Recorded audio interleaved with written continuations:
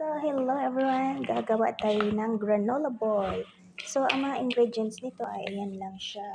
Pumpkin seeds, walnut, almond, maple, cranberries, sunflower seeds, chia, and then oats. So, i-mix-mix lang natin dito. At syempre, naglagay din ako ng coconut oil dito para maluto siya sa oven.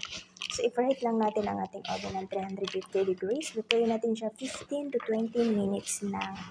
So, i-mix natin mabuti. Ayan, akin na yan. Bilog-bilogin lang natin doon sa ating baking tray. Ayan, natayin. Tingnan nyo naman yung ginawa ko. Baka nandiyan si Abi. So, napakahirap. Pinaghirapan ko talaga yan, guys. Grabe. So, medyo mahirap yung dati. So, ganito yung gawin na lang natin. Ilagay natin dito ng maganda. Tsaka natin bilog-bilogin. Diba? Ganun lang din naman. Kailangan talaga siya manipis, guys. Para yung pagkaluto niya ay crunchy. At naluto talaga siya. So, organic talaga ang nilalagay kasi wala siyang sugar. So, i-try natin ganito. Sa ganitong paraan. Ayan. Ihiwalay natin siya para hindi tayo mahirapan. Okay. Yan lang. Tapos, ayusin lang natin mamaya, diba?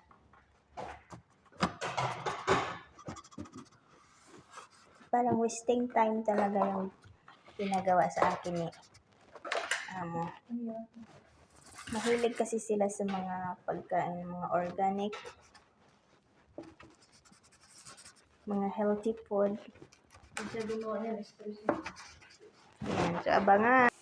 So, ayan na. Tapos na ilagay na natin sa oven. Lutuin na natin. So, ayan na. Luto na. Uy, crunchy nga siya. Matigas. So, tanggalin na natin siya. So, ito na siya. Perfect siya. Matigas. Ayan. Pwede pang benta, guys. Pero kinakain lang to nila amo. So, matigas siya. Oh. Perfect. So, thank you for watching. More follow po tayo.